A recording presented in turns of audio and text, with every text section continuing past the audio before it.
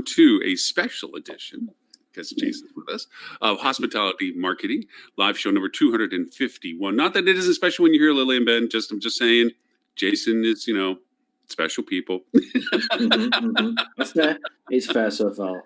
Yeah, we're old faces to everybody, so it doesn't make much of a difference. But we get the Mr. Jason Q. Farid, and as I told Ben, because he first met Jason just now, you've heard of GQ? Meet JQ. Honestly, it's probably not the worst nickname someone has on this show, if I'm honest. Hey, listen, when your middle name's Quentin, I just felt like as a byline, as a writer, you got to use it, right? My dad's name is Quentin. His dad's name is Quentin. It's my middle name, so I figure I got to use the Q in my byline. Got to use the Q, JQ for and by the way, just so everyone knows, Jason is the founder and founding partner of a really cool organization that started out of all of this, which is a Hospitality Recovery 2020. And we were just talking through the logistics of what he and his group of Motley Crew have put together on a daily basis. I mean, we all know what it comes to mean creating daily content. That's an astronomical mountain to climb, let alone start handling clients still and all that kind of stuff. So Jason, as promised, as always, it's a pleasure to have you, and really looking forward to everything you have to talk about. And I'm really going to turn over. So where you want to put a stick in the sand and start chatting? Well, first of all, it's a pleasure to be here. Thanks for having me on. I feel like I'm in great company. I know most of the people who are on this show on a weekly basis. So, I am mad at Stephanie for not being here. She told me to give her a shout out. I'm not going to do that. I'm actually mad at her for not being here. So that's a show rule, by the way. If a host doesn't show up, they're open game for taunting and hey, Mr. Tris. As you say that, they're all going to start showing up now. Well, except for Stephanie, she's on the road. She can't say anything. It's going to be weeks before she gets back to us about what were you saying? Yeah. Tris meet Jason. Jason meet Tris. Tris is also over on the other side of the pond. Nice to meet you. Equally brilliant as Ben. Not near as good looking, or kind of good looking in a different way with the beard, but I'm going for the caveman look at the moment. I've had so many conversations with my wife saying, on lockdown, can you cut my hair? And she's done it once in lockdown, and it was the biggest fallout we've ever had. She's now kind of refusing to do it. So I'm faced with either having to buy her gifts and be very nice about no matter what it looks like, or shave it all off myself. Shave it, mate. Hipster was so 2017. Right now, it's the whole thing. So, but it's so warm right now. It's like carrying. Yeah, if you guys see me and Trace just huffing and going a shade of pink today, it's 23 degrees. All right, which in American temperatures hot. Is no, it's not. It's cold for America. 73.4.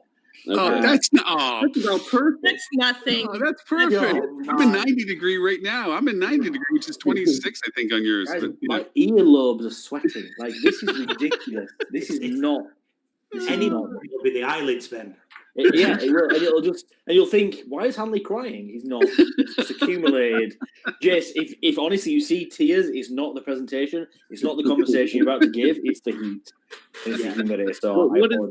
I'm just curious, from your guys' side of the pond, what's the situation over there in terms of the lockdown? Are you guys able to go out? Are you able to eat at restaurants yet? Or great question, Jason. I am glad you asked. First of all, it depends whether you're a member of the government.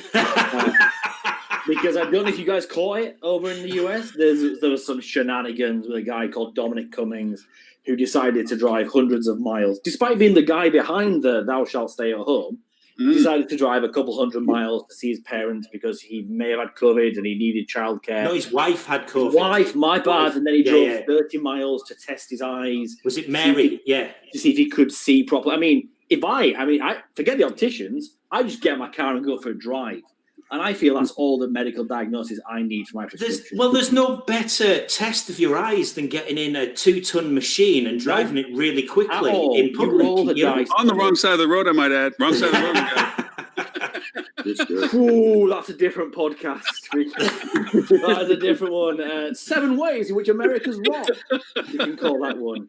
That would be really good. We could. Pretty quickly too. He was playing it down. 7 is not the number. 7's always the number. That's just the number today. From Monday, the Prime Minister has announced that we can meet 6. Hi, Tim. Not 7, not 5, 6. But you can't touch each other. God forbid you try and hug someone. You'll be, But hasn't Scotland just said that they can do 8? So literally 40 miles north of me, I can take 2 extra people. But you still can't hug them, buddy. That's Don't the dare thing. hug them. Dare I'll hug tell you what, though, It they're not. has nothing to do with the treated pandemic, man. That's just they're worried about you. them. Sorry, go on, Sorry. Lily. What were you saying, Lily? I was just going to say nobody's really serious about all of this until they look at Michigan's rules, where apparently there's a $500 fine if you're caught out in public without a mask on Yeah. Oh, from the government. That's okay. Come to Florida. We just go out to the beaches and hug each other. It's okay. Right. It's Just going down. ignore everything. Density just means how many people you have to crowd through to get to the bar. It's all right. Jason, sorry. We off-railed you already. Mr. Tim Peter has also joined us, who you know already. And I do. Welcome, Tim. you're saying, saving the world how? Go ahead. Yeah, no, I think. Well, I guess I asked a question, so that's going to be a lot of what you're going to get from me. I'm a reporter by trade, right? I'm a journalist by trade, so I don't. Oh, yeah, we're going to have to leave now. Sorry. And that's probably why you saw me taking notes too. I mean, I might be able to get some content out of this. I'm hoping. So I'm trying to like tag team this here a little bit. Yeah, British people sweat from the eyeballs. Shocking. So The fact yeah, that so are here, I you'll mean, get I guess I'll just start there with a little bit of an intro. Most of you guys know me and a little bit of my background anyway, but I started writing about the hospitality industry around 2007. First publication was Hotel and Motel Management magazine. That was right before the first downturn, or not the first, but the last downturn, the financial downturn. So I started writing heavily about recovery and, how do we rebound from this? So it was kind of a good setup for what I'm doing now, although an unfortunate one. So then I went and worked for Hotel News Now for 3 or 4 years, learned some amazing things about the industry, met a lot of fantastic people there. Obviously, that organization owned by STR, they do a phenomenal job. Was a great place to work. Did a stint at Restaurant Hospitality magazine for a little bit, writing about food. Not sure why I ever came back to hotels after doing that. But got picked up by Duetto around 2014 or 15. Really super smart group of guys doing some really innovative things in the industry around that time, and was super excited to join them and help build out their content marketing program. And, they were really early on that, right? That was 2015. And, they were early on the content marketing thing. They bought in, they wanted a former journalist, somebody that they could trust, that knew the industry, that they didn't sort of have to teach. And I think it was a smart decision for them. We did a killer job over the 5 years there. I'm really proud of all the work we did. Everybody knows the name Duetto now. I think we made a really big splash, not only in content, but events and branding and all the other good stuff. So I had an amazing time working there. I decided to leave earlier this year in January to start CLE Content. You can only write about revenue strategy for so long. And, I wanted to explore other things. I wanted to see what else was out there in hospitality technology specifically, and, who was really pushing the envelope and doing some cutting edge innovation. So that was the plan there, and it started off really well. That was January, February. I went to Digital Marketing Conference in February. I think the HSMAI show. I think a lot of you guys were there and caught up with a lot of you there, and it was fun to be back. And little did we know that a month later the world was going to change, right? And perfect timing to launch my own business. So had a good number of clients right off the bat, and then learned a lot from everybody on this call about sort of how to manage that. But as you know, it's a learning experience, and that's what I've been doing over the past 4 months, is having a lot of tough conversations during COVID, but also doing some really good work for some clients and putting out some awesome content and learning some really great things about the industry. So Ben, Trish, you guys don't know anything about technological stuff or anything, right? It's all new to me, Lauren. I'm just learning as I go along. I can say I'm still trying to figure out how they get a sun in the room. Jason, our he's joking. We do have electricity over here. yeah, Jason, you're gonna have to hook up with Ben and Tris later on. And our South African contingency showed up today. Stuart. Good day, mate. Good day, Stuart. Good day, mate. How you doing today, buddy? Everything bonza? Uh-oh. Well, it's good that I'm here because You're now miming. He's You went miming mute. South Africa. You went mute. This is great. I think he said something about shrimps and barbecues, but I may be wrong. I hope he was. Yeah, Jason, you know Stuart, I hope. Yes? Yeah, we've met maybe over email and at a couple events. But it's great to meet again, Stuart. He's going to be the silent partner today. He's incredibly self-conscious about his voice He's now. screen candy. He's just screen candy. It's okay. But So, no, Jason, Lauren, what are you yeah, doing? it would be great to connect with Jason after this. I think there's some really interesting things already that I'm Yes, indeed. currently stalking your LinkedIn, Jason. If I'm Oh, entirely honest. fantastic! Great. So don't be worried about that. But what a background, mate. Really interested to listen to what you got to say today. Yeah. Even being a journalist as well. That's fine. No. Jason was always known for writing very concise and very to the point articles about things that were often very cluttered, very confusing. I always give him credit for kind of like being like, what was it, Hammurabi's knot, where you could just cut to the Tim, what is it? The Gordian knot. The Gordian knot. Thank you. It's Alexander Great. Bob's knot. Okay, Bob's knot. Yeah, that is true. But yeah, just getting to the point and getting to what the actual core issue of it is. Tim has that gift too, although he remembers names much better than I do.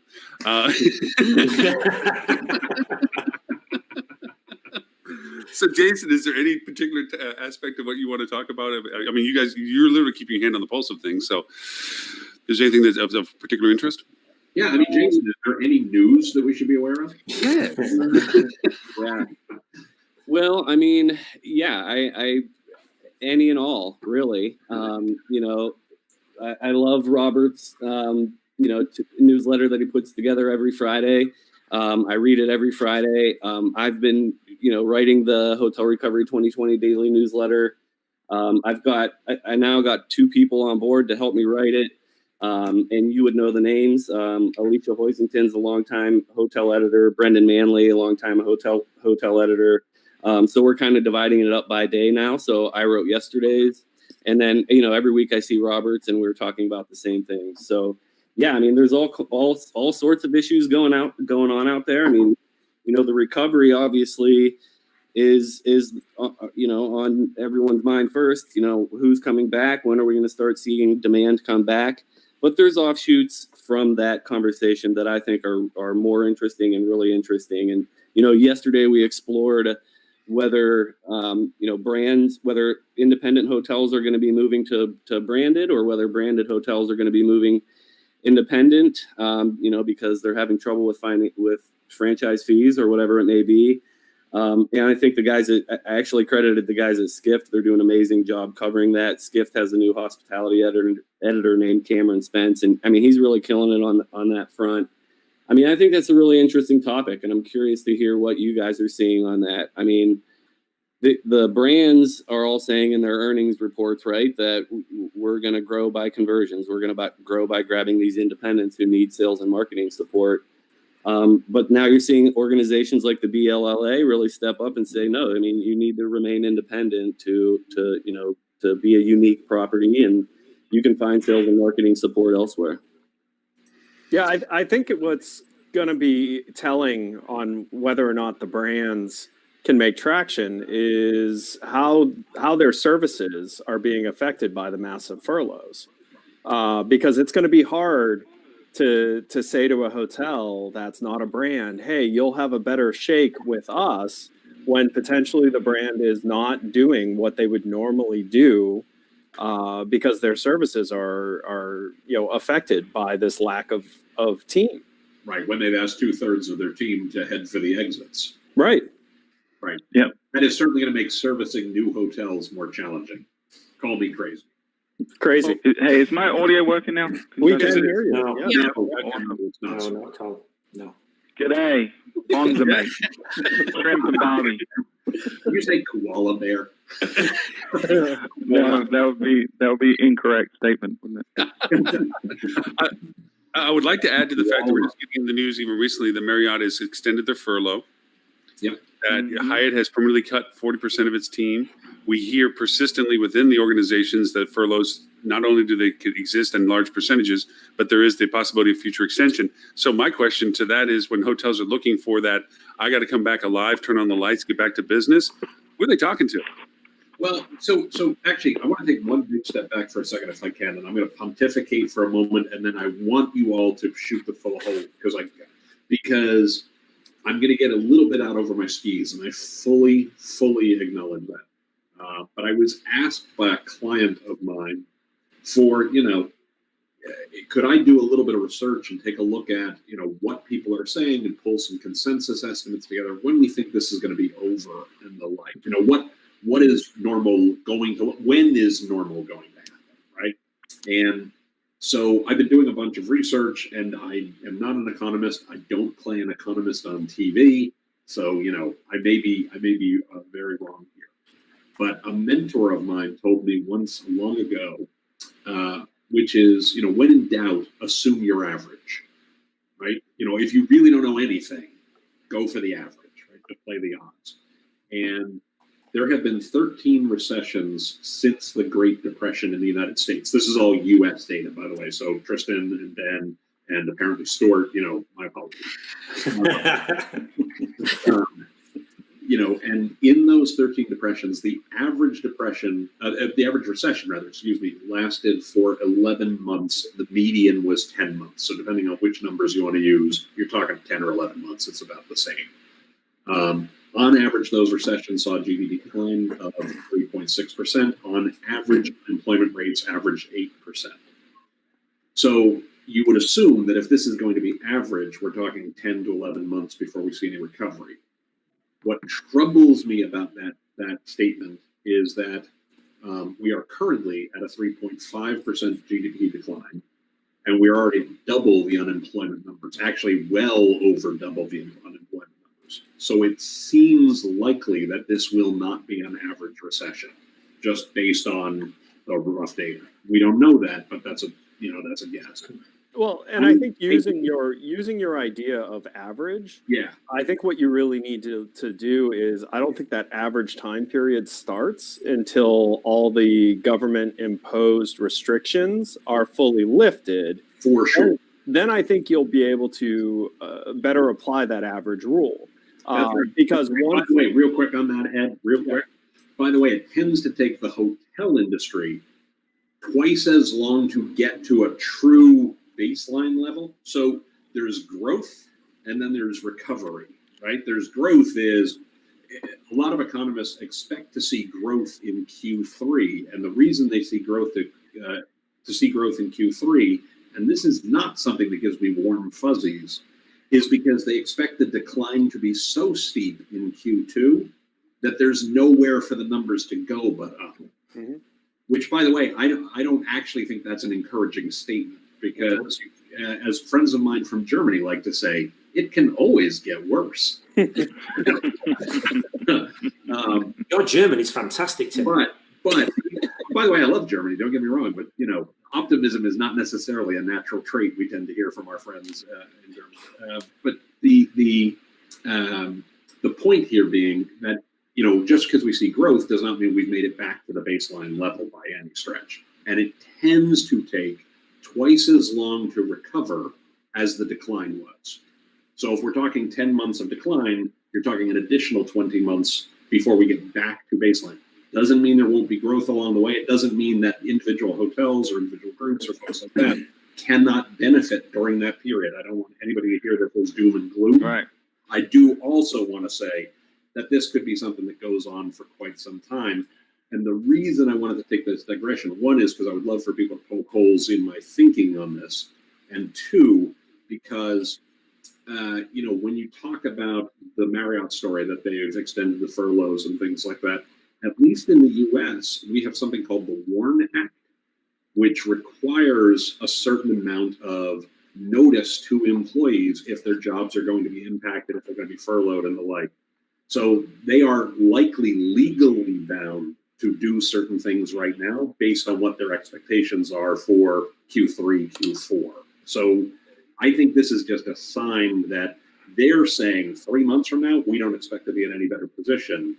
And so we have to legally tell you this now because your job may not actually be in place 3 months from now, right? I think that's the WARN Act raising its head as much as it is their assessment of where the economy is going. So can I give you a caveat? It's not really a whole, but can I point out something that I think Yeah, please. very, very apparent already in this situation is that, you know, when you're dealing with averages, you're accumulating everything and finding a mean, right? The middle. Yep. But the reality is no one really sits at that point.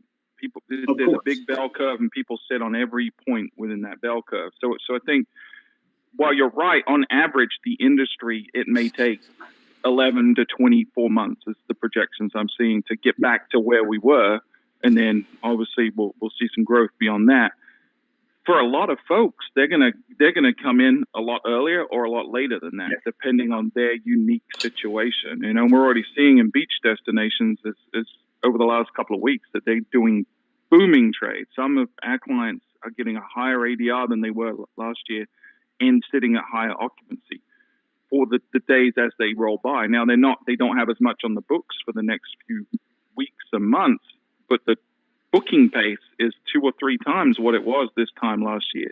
Yeah. So Which means they're digging out. If I can respond to that they're real digging out of a hole, right? But it's a really big hole. But we got other clients that aren't. You know, they're still shut down because of the restrictions in theirs, and it's going to take longer for those guys. So I think you got to look at your own situation, your own marketing strategy, your own approach. But don't sit there and wait for it. Look for the opportunity now. That would be my advice to everyone. What is your unique opportunity? I agree 100%. One of the things that does seem to be interesting about this, the Great Recession was very, very unusual, and the 9/11, post 9/11 recession was very unusual for the hospitality industry compared to the norm, right? Normally, the hospitality industry, travel generally, is a very localized thing, right? So it used to be, you look at every other recession before the Great Recession and 9/11, you know, New York could be in recession, but Orlando could be popping, right? Vegas could be in recession, but Anaheim could be popping, right? So, and this does look like it's going to be a normal recession from that perspective, that you're going to see pockets that are growing like crazy. And by the way, I want to be very clear about this. I said, when in doubt, assume your average. That doesn't mean you should make like your average. You should work your ass off to be better than everybody else in your market and better than every other market you're competing against, for sure. So none of that's meant to say, you know, sit back and wait for the ball to come to you. You definitely want to be charging the ball. Yeah, I mean, and the bottom line with that is, real quick, there's a comment from Jason that said, from my understanding, China has begun opening up. Why not use that market as an example? I actually do have data from China as well, and it's factored into this. The challenge with the Chinese data is it's tougher to get baselines off of just because of the way they report data. It is too, and culturally they're so different, right? Well, You know, but you certainly can learn lessons, to your point, about what can we expect to see from a growth perspective. Absolutely looking at the China Well, data. yes and no, right? So we talked about this on the show last week, where we were sitting with some properties at 40% occupancy, and we were expecting to see a modest growth over the coming weeks, because that's what we've seen in China. And yet now, because U.S. is the U.S. and the psychology of people here is very different than that in China. In most other countries, we've seen this crazy, like, cognitive dissonance going on with people where they're like, I know I shouldn't be doing this, but screw it, I'm ready to get out, right? And so we've seen this tidal wave of people flooding to every beach that's open across the entire United States. And we saw on the media last week, like the Ozark and places like that, where it's like just crazy people just completely pretending like they're back to normal. That didn't happen in China.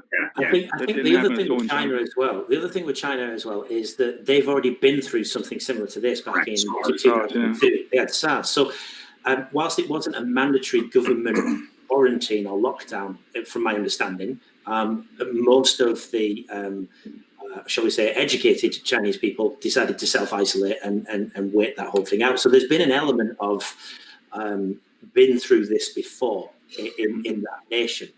yeah, we're going to have generational differences and people coming through and whatever. Whereas the rest of the world, certainly the Western world, has never been through that type of thing. And there is that element of, my God, when's this going to end? Because we need to go out and have, you know, some kind of local visit staycation, or Ben, what are we going to call it now?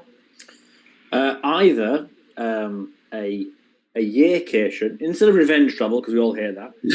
a yearcation, because when people book it, they're going to be going, yay.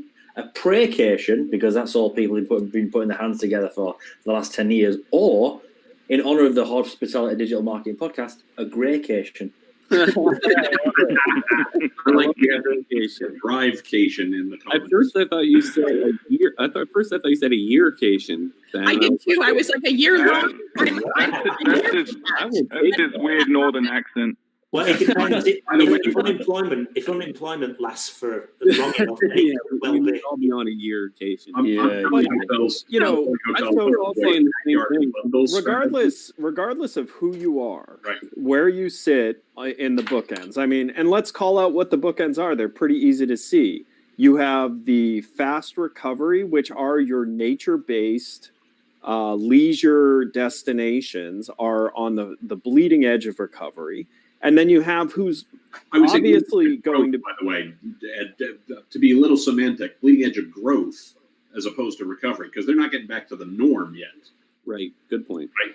They're actually, I mean, some of them, and you and I were, you had popped into a call that I was finishing with a group that that is the epitome of that type of destination. And they were telling me that as of last Thursday, last Friday, they had only been back open for 2 weeks. They're only off 2% on the year for reservations. Amazing. That's great to hear. They went from completely shut down to completely overwhelmed, to where they actually had hired a couple of their vendors' employees that were on furlough because they were so overwhelmed. That is the bleeding edge. They are nature.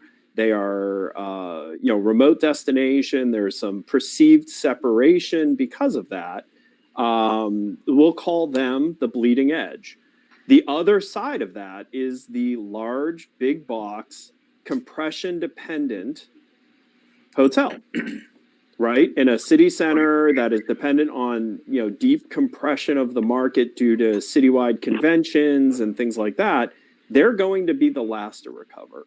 No matter who you are in that spectrum, you need to have a ninja mentality of, there are people traveling.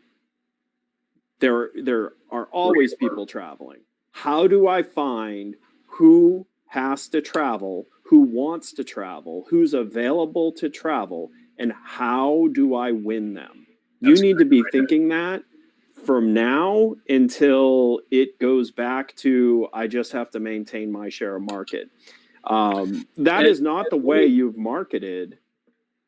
And if you don't mind, I'd love to jump in and ask you a follow-up question to that, because Lauren said I only get a journalist on the show all the time, by the way. So I love it.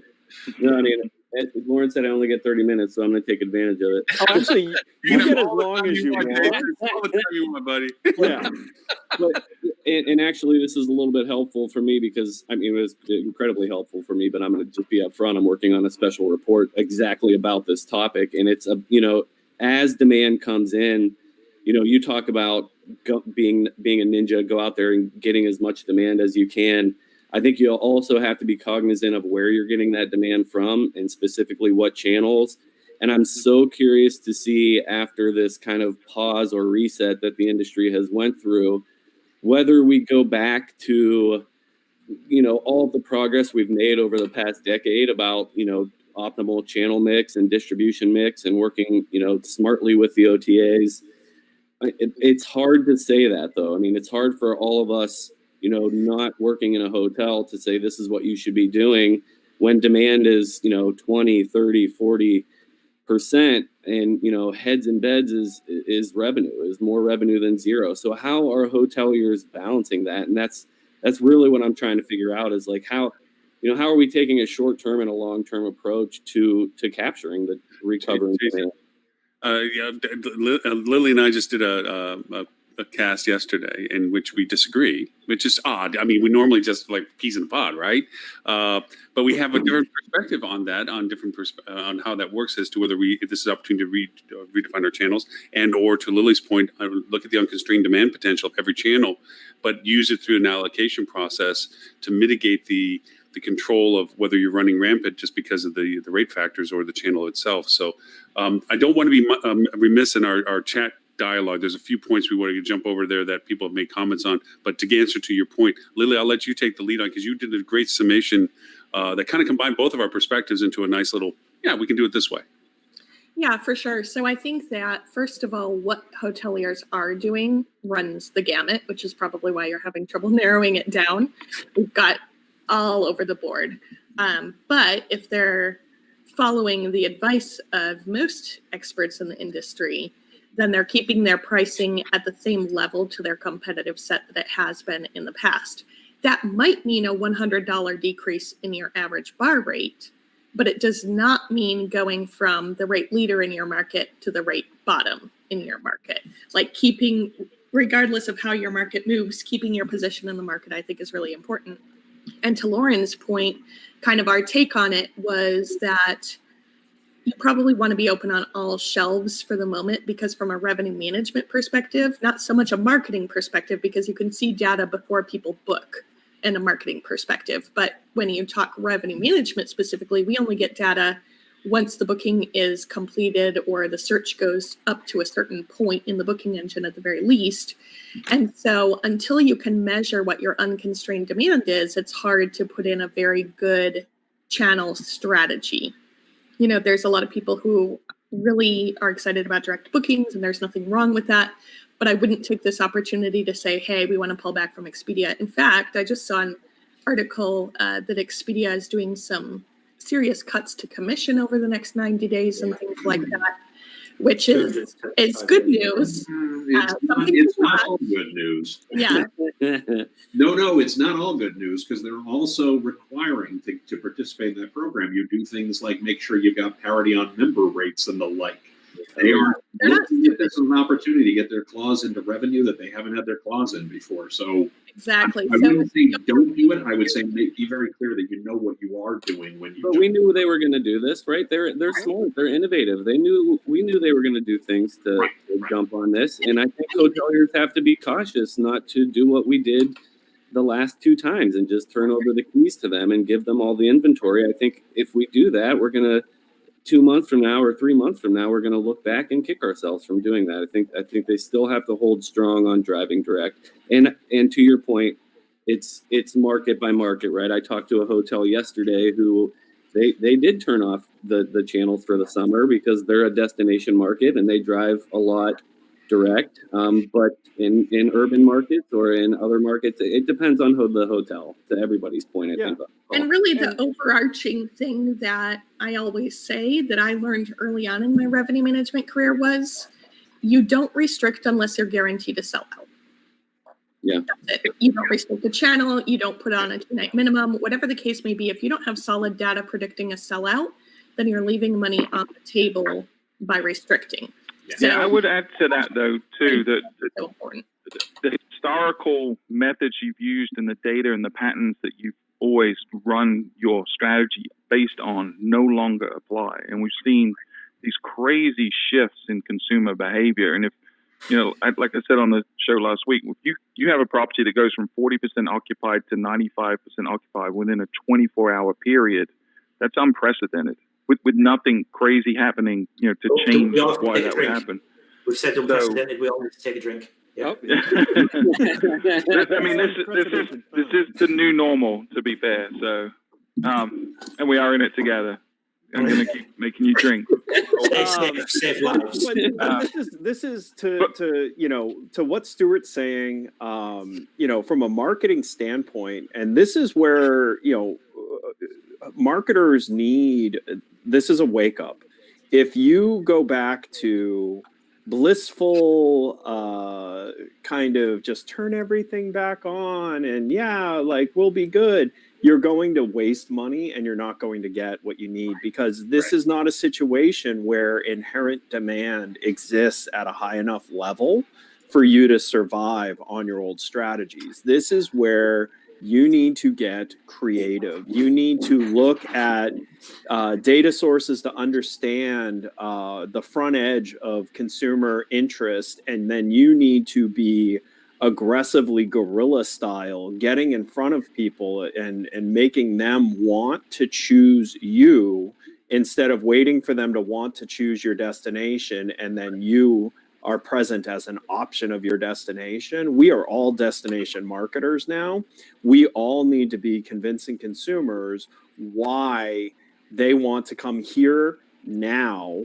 And that is the new paradigm or paradigm, if you're Lauren, of hotel marketing until all buckets of consumers are back on the market for travel. Now, the good news is you have less competition for your drive market than you previously did. You're not competing with cruise.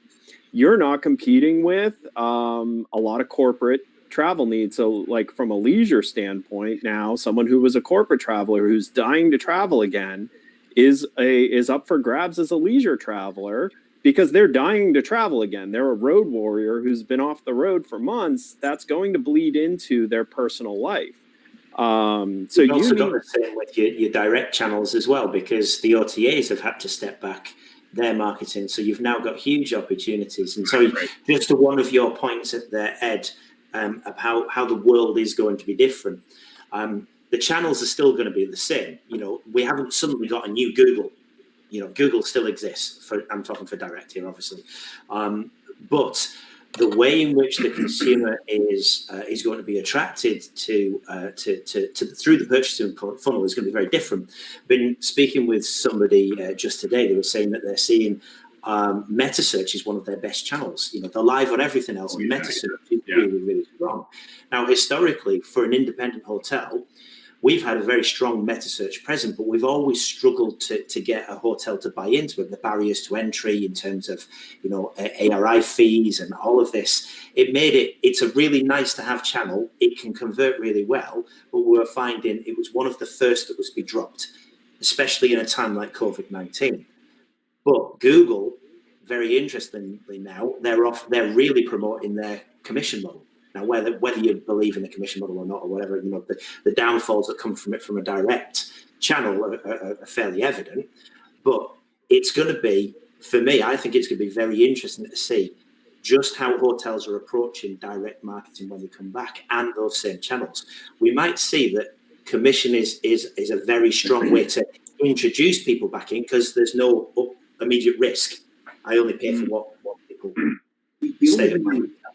The only thing that I would push back on that, and I've had clients who've done very well throughout this period with advanced reservations. I mean, I want to be clear, you know, even while they were closed, they were getting advanced reservations for November, December, etc. through Meta, through paid search, through OTA. I feel like sometimes I come off as part of the torches and pitchforks crowd with the OTAs. I'm not. They just need to be part of your balanced distribution strategy. Sometimes they're a great way to get a guest you're not going to get anyway else. But whether you're talking CPC, whether you're talking cost per acquisition, whether you're talking commission, whether you're talking margin rates, etc., it always comes back to what is the cost of acquiring that customer. Exactly. And you're managing that correctly. Turning off search during this period, turning off Meta during this period is actually incredibly short-sighted because you're hurting yourself in terms of rankings and you're hurting yourself in terms of awareness with guests for future reservations.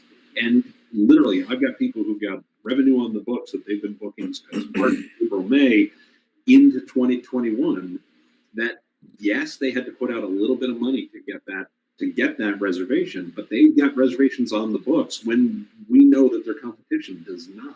And the cost right now, the cost right now for Meta actually pay for that reservation, right? The cost right now for Meta and Google, it's just ridiculous. It's the cheapest it's ever been, but there's just so many hotels that have switched everything off.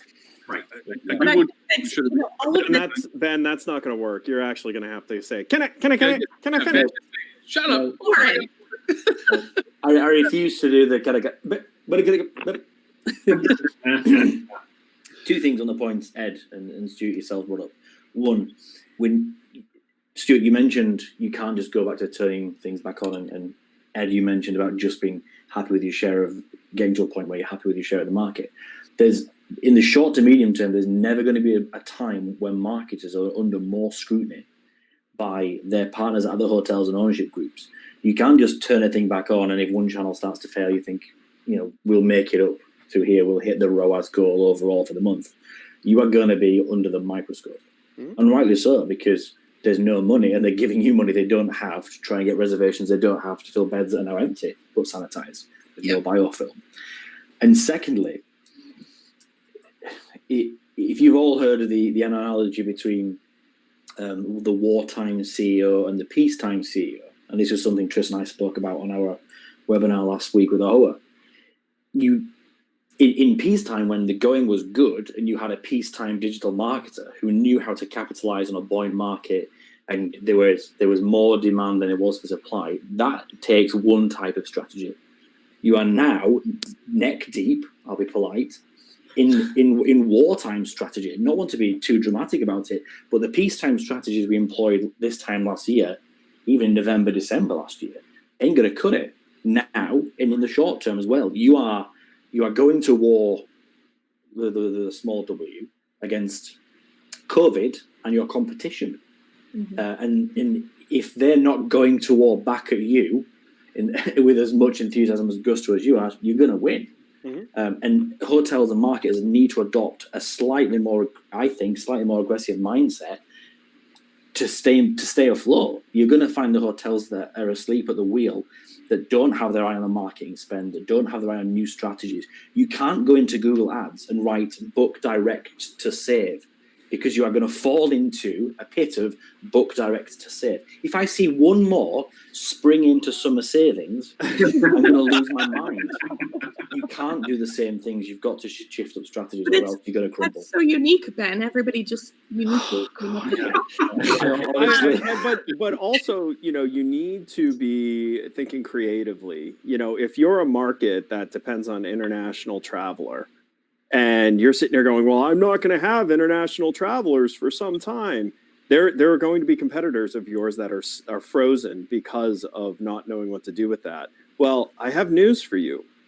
There's a yin and yang to that. Because there is no international travel, that means people who live in feeder markets to you, who were going to choose to travel internationally this year, are also not traveling internationally and are up for grabs. You need to educate them on why they should be coming to you. What is the experience that is going to be appealing to them?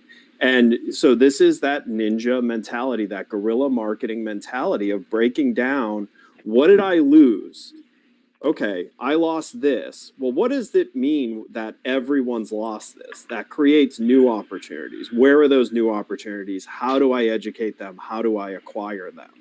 And I promise you, if you take that mentality as a marketer right now, you will eat your comp set, because even if your comp set has someone else who wants to do that, they may not have an owner who's going to allow them to do that because it's so different, it's so risky. But that is what you should be doing now. Is you should be experimenting. You should be making hypothesis, testing that hypothesis, finding the pocket. You found the pocket of people, pour your budget into it, acquire them, move on to the next pocket, because that is what a lot of markets are going to be feeding off of, are these small pockets of people who were displaced from their previous travel planning because of this situation.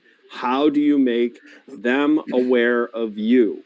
Not how do you just be present because they happen to be thinking creatively as a consumer, looking for options. If you wait till they're looking for their options, you're going to be competing in a much harder competition. If you are on the front line of thinking through what consumers are up for grabs and how do I find them, how do I educate them, and how do I pull them in, you will destroy your comp set. Can I go the moderator for just a moment? You're so good about this conversation, we're actually ignoring the chats, and we're getting way ahead of some of the comments that are made on some of our previous comments. So I just don't want to lose sight. I appreciate Melissa, Jody, Richard, all adding a lot of stuff to what we're talking about, and we're not adding it into our conversation. So I want to make sure that we don't miss some of this stuff. You know, Melissa's been throwing some stuff out about calling it drivecation. Richard was talking about looking at the regionality plus the size and capacities. There's a lot of comments in there, and I appreciate if all the other audiences take a peek at some of the chat line too, because there's some good dialogue in there.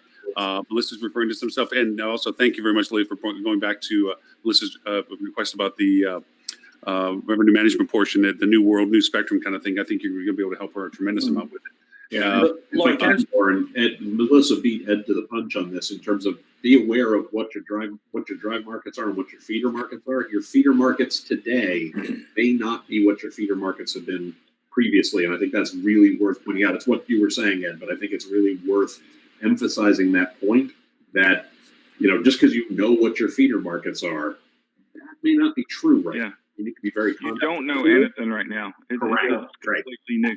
I would say just no with in air quotes on that one. So. Can I follow up on Ed's point? Because he made the point about if you're typically taking advantage of international travelers, you've got to rethink your mindset. Well, there's a massive opportunity there, because if you look at the net import and export of travel in North America, I'm talking about, we get a lot fewer people travel to the U.S. than people from the U.S. traveling out. There's about 19 million trips delta between the two. So if people aren't going abroad, you've got 19 million additional people than you would have when you take out the people that typically come here. So there's a new market, and it's bigger than your old market. You've just got to go out and hunt for it. Instead of waiting and gathering it, you've got to go out and hunt for it. You've got to become a predator where everyone is looking for the same prey. You've just got to be more ruthless than everyone else. And you've got to be flexible with it as well, because I think to Ed's point you were saying there, and you're all talking about, you know, these next steps that are coming up. You know, we've no longer got an international market. We're going to look at drive, yaycations, staycations, whatever we're going to call them. But they're not going to be here forever. So you're going to have to pivot and then pivot again. So whatever your strategy is in place, it ain't going to be the same in 3 months, 6 months, 12 months. It's going to be changing constantly. And it's at that ninja and gorilla mentality, to coin Ed's phrase, is not just now, it's going to be for the foreseeable future, in my opinion. Which is why independent hotels are going to dominate over flags, in my opinion, because they have much more agility and ability. Yeah, okay. I agree. So I want That's to assuming. provide a little context from the revenue management side as the sole representative on the marketing show of the revenue management side. I would like to point out my background is actually in revenue management. Yeah, but it's been so long. So your background is Avengers right now. No. Anyway, but this is why it's so important for marketing and revenue management to work together, because you guys are all strategizing budgets, right? And one of the best ways to decide in which channels you're going to invest your budget is looking historically at which channels are the most profitable for you. Now, in the current situation, you also have to look at, maybe the demand has shifted, but the historical net rate from 2019 by channel, after you take out marketing fees or cost per click or commission or margin or pass-through fees, all these different metrics, when you take those out, you distill it down to rate instead of a percentage of cost, you're going to see a natural which ones are your most valuable channels, because some actually bring in a naturally higher ADR, like Consortia, for example, whereas others might have a really large cost and bring in a low ADR. There's stars and dogs and all these things that you have to look at. But those are the statistics that should drive, outside of the demand for each channel, where you're putting your dollars, because obviously you want to start with the highest investment in the most profitable channel to make sure that that is your bread and butter moving forward, and not just kind of throw your marketing budget at the wall and see what sticks. And I'm not saying any of you are suggesting that, but just to add context for people. Oh no, really? Well, and if you're not an analytically strong marketer, if you're more of a creative style marketer, this is where you and your revenue manager can really swap skill sets here, and you can lean on your revenue management team to help you in these measured experiments, because most revenue managers are really good at looking at data and seeing what you can learn from data. So I mean, I agree. Like, this is you should both be like in the nitty gritty together as you're going. It through works, this. Jason. It works. So Jason, as our guest goes,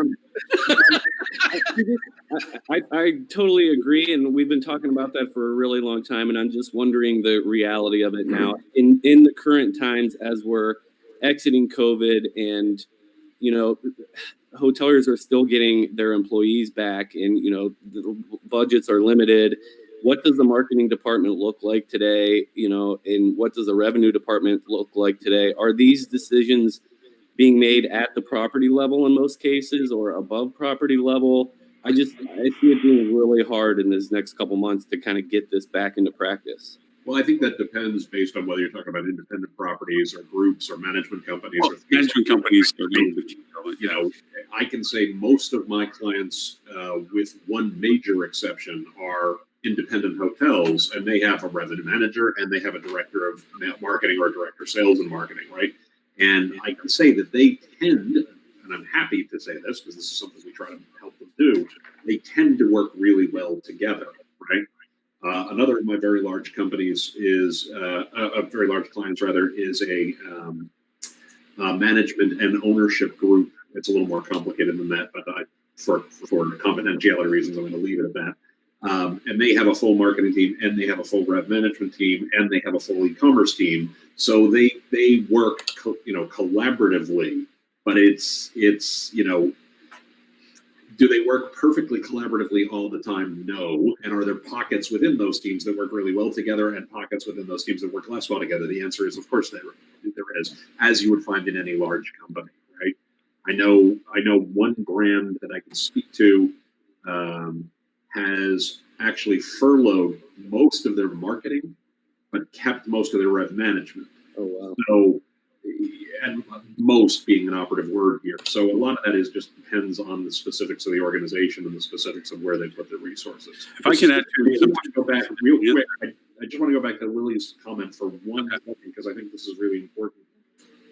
I think a place marketers, as a general rule in this industry, have done poorly historically. And I think they've gotten better in the last bunch of years. But, I've told the story on the show previously about during 2008, 2009, I worked for the leading hotel of the world, and Ted Tang, who was the CEO, came to me one day and said, we need to cut costs dramatically. You guys are spending a lot of money on marketing, et cetera, et cetera, et cetera. We need to cut costs there. And because we were always a very numbers focused group, we were able to point to, Ted, this is where every dollar goes, and this is how many dollars every single one of those dollars brings back. And if we stop spending those dollars, our revenues get worse, and our profitability gets worse, and our profitability for our hotels gets worse. So this is a time, if you haven't done it previously, you got to know your numbers. You have to, whether you know them or whether you partner so closely with rev management that they help you know them, doesn't matter. But you have to know your numbers, because where we've done badly is, historically, you have a downturn, the CEO or the GM or somebody goes to the head of sales and says, I need you to cut costs by 10%. And the head of sales says, well, if we do that, this is what happens to revenue. And the CEO says, don't do that, don't do that, don't do that. And then they walk across the hall to marketing and say, I need you to cut your costs by 25%. And if you don't know your numbers, your response to that is, I guess I have to.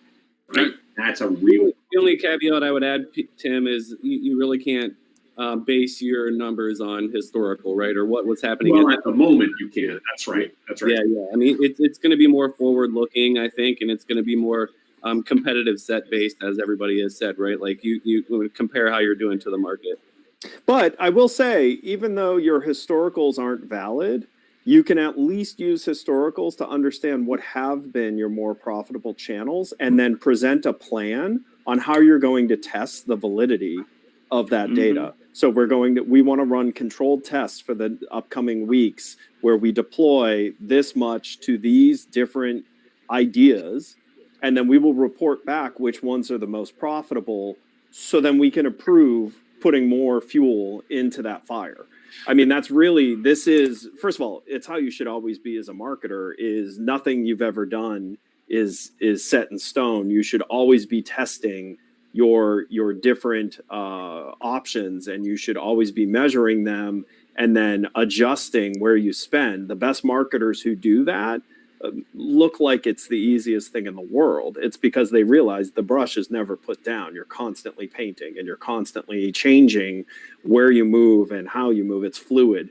And so, yes, I agree. You shouldn't be blindly going on historicals and deploying capital that way. You should be using your historical as a starting point and then deploying tests to then decide what's the new mix of deploying capital to be the most efficient. I'd like to add one thing with Jason's comment. I'd like to add in one thing, if I could. Yeah, please. The idea that out of all these quarantinis that I go on, all these group conversations that are all over the place, I am surprised, and it is an affirmation on all of them, that a lot of ownerships are stutter stopping. They're getting caught in their own paradox, where there's usually 3 questions asked: how much does it cost? How much do we make? And who else is doing it? That who else is doing it is killing them right now. Oh, yeah. Because I've talked to a lot of hotel ownership groups that were like, we're opening June 1st. Well, wait a minute. We're the only ones. Well, hold on. Who else is opening? June 10th, you said? Oh, well, we're going to wait until June 10th then. Nobody wants to be first out of the gate. And I'm sitting there going, y'all are just, thank you, because I'm just going to keep eating your lunch. Because I am taking all your business right now because you're not in the market. It's not reopening. And this goes back to what Lillian and I were on. It's pre-opening. What are you doing now? And your pre-opening isn't about putting your sanitation product in your hotel. That's operations. That's logistics. That's a necessary component of the future. The pre-opening is put your sales team on the phones again. Start rebooking the stuff that's calling you that nobody's answering the phone for right now, putting them back on the books. It's getting your marketing out there to remind people that you exist in market at a really super cheap rate we just talked about. So you can get out there with the meta search and the keywords that you never would pay for in your lifetime. And that's the pre-opening aspect. And all these other hotels are looking at each other. No, you go first. No, you go first. You go first. And fine, y'all stay there. We're good. And just to clarify, Lauren is talking about super cheap rates on marketing spend. Please do not put out super cheap rates for No, Agreed. Lily, clear on that. Do not discount. Oh, and listen, Just we in can case anybody give didn't you examples of why you shouldn't do that. Look at the areas that have reopened and how quickly demand swept in. Yeah. So if you are thinking that your initial is to come out low, so that way you capture a lot, you're going to hurt yourself. Oh my God. And you need every dollar you can get. So you're better off missing a demand figure when you're first reopening than you are, selling out at a super low rate and then going, crap. Especially when you start talking about the additional cost of operations now, and the amount of cleaning that you're going to have to do, the amount of new procedures, new check-in procedures, new operating procedures, closing rooms for 24 hours in between. The profitability numbers are already getting crushed, right? And by the way, by that point that you're making, anyone who's watching that's interested in understanding what you can do from a cleaning perspective, we had a great episode a couple of weeks ago where we had a remediation company, a company that specializes in cleaning up giant, horrible, specifically. Giant, horrible messes, came in to talk about really what's involved in cleaning versus sanitizing. And someone had made a comment here asking, how do the independent hotels compete with these like certified clean things? This is actually where you can go to a remediation company and have them educate you on the different cleanings and actually have them certify that you've done the correct testings and things like that. And we covered that a couple of weeks ago. Wait, Ed, I'm so curious. Did you get into the electromagnetic sprayers to sanitize rooms? Oh yeah. You were through all the day. You guys went deep. And not to make you think this is going to be boring, you'll also get to watch all the grown adults that were on this show giggle every time he said the word poop.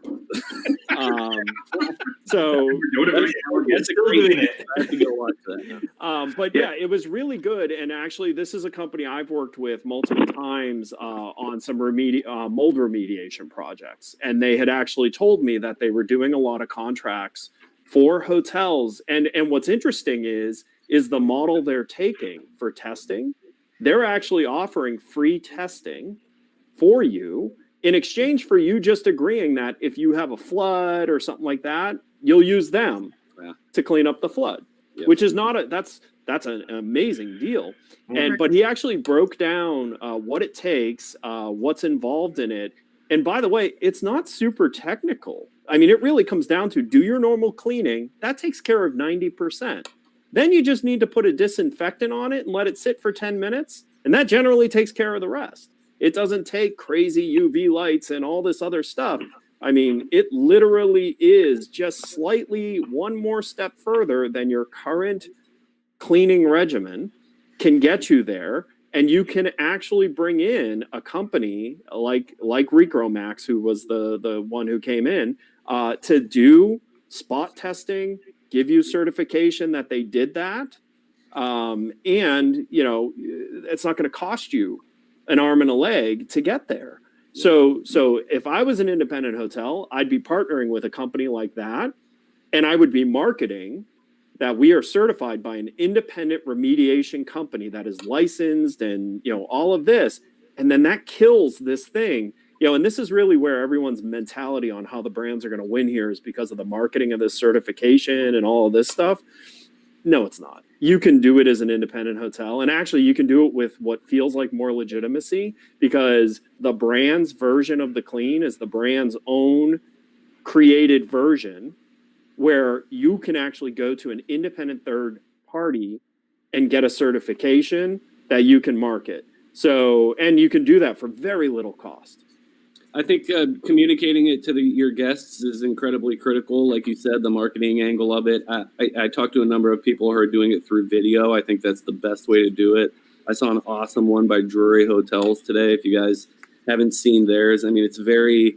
I don't think I could be wrong, but I don't think they partnered with Clorox or anybody. They just kind of said, this is what we're doing. This is how we do it. And I think that's going to go a long way. I think you got to get that message on all your booking channels, on all your touch points. I think that hotels that have that and are making their guests feel comfortable in booking their rooms and coming back in will win out over the ones who aren't. But I will say, and I will caution you, and we talked about this on that show, is only actively market it as a primary thing for a short period of time, then make it easily discoverable from that point forward.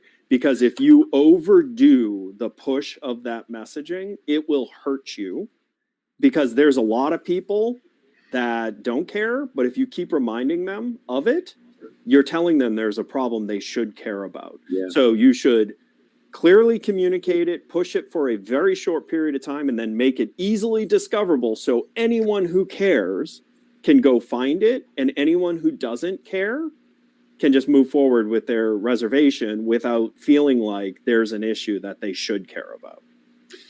Hey, I've got to jump off, guys. This has been an awesome conversation. But before I do want to say this is no slight on the remediation company we had come on, but they did try to clean up the show and failed miserably. I don't think you've been watching that, but you've been dark. And for the record, sorry, I've been in the chat. You've been Darth Stewie for a while. We've had a whole off the rails conversation about Darth Stewie. About the voice. Sorry. Well, I also wanted to say when Ed said about them, they had him out for mold cleanup. We all know that that's the dead bodies that are in his basement. So. Cleaning out the bones in his closet. Yeah, there's Stewie. Yeah. Tim has Stewie. I brought Brian to the table. So. All right, guys. It's been a pleasure. Check us out. PhilTravel.com. See you guys. So I just want to jump back, guys, real quick to a comment that may have gotten lost in all of the Star Wars talk here. But Melissa pointed out something very true, which is that empty beds make no revenue. But I'd like to add two other truths to that, just for context. One is empty beds cost you money when your hotel is operational. They don't just sit there and net zero. They actually cost you money. Mm-hmm. Because there's a certain amount that you have to pay to operate your hotel, right? And the second truth is that just because they cost you money and make no revenue does not necessarily mean that you should discount past a certain point just to get heads in beds, because there is also such a thing as revenuing yourself out of business. You can create a huge amount of unprofitable revenue and dig yourself further and further into a hole that you can't get out of. So make the smart decisions, know what your CPOR is, know what your daily nut is. I know a great podcast that tells you how to calculate that. over on Is there a revenue? No, Lily, Lily, can I ask you a follow-up? Lily, what is the name of the podcast? Don't hesitate. What is the name of that podcast? the Oh, Think sure. Up Hospitality Revenue Podcast, which you can find at thinkupenterprises.com, episode 1. It's like- Lily, I just want to add real quick, because since we're doing the selfless, the shameless self-promotion side of this is a topic that is near and dear to my heart. We call it the race you can't win, right? The best way to win it is don't run it. Yep. There's always a moron who is willing to undercut your price. Don't compete with a moron, right? So, Lily, can I ask you a follow-up question? That because obviously, we're saying maintain your rates, don't drop them. I totally get that. I understand it, and I'm not a revenue manager here, as will clearly be shown. Definitely more on the digital marketing side for me. But you mentioned earlier on about a couple of episodes ago. We mentioned how we're anticipating there's going to be a huge flood of people wanting to get the hell out of the house and go and stay, and then we might see a drop, and we're going to see what a new normal is going to be, and that's where a lot of the real fight is going to be. When that market disappears, Right. that's when we're going to have to start fighting for share. What would a revenue strategy be during that period? Because right now, when you're opening up and expecting 40% occupancy and you're getting 95 and 100, happy days. But what happens when it drops? I think it's just really important. You can do promotions, don't get me wrong, but they should be promotions. You shouldn't just mark down your bar by $50. Bar, psychologically, when it comes to pricing, bar is what they call your reference point. It's the point against which your customer measures if anything else has value. So if you lower bar instead of putting out, let's say, a LTO, limited time offer, then you're decreasing the value of your hotel, even if you don't expect people to book bar, which I'm definitely a proponent of a sensical bar because you actually want people to book it.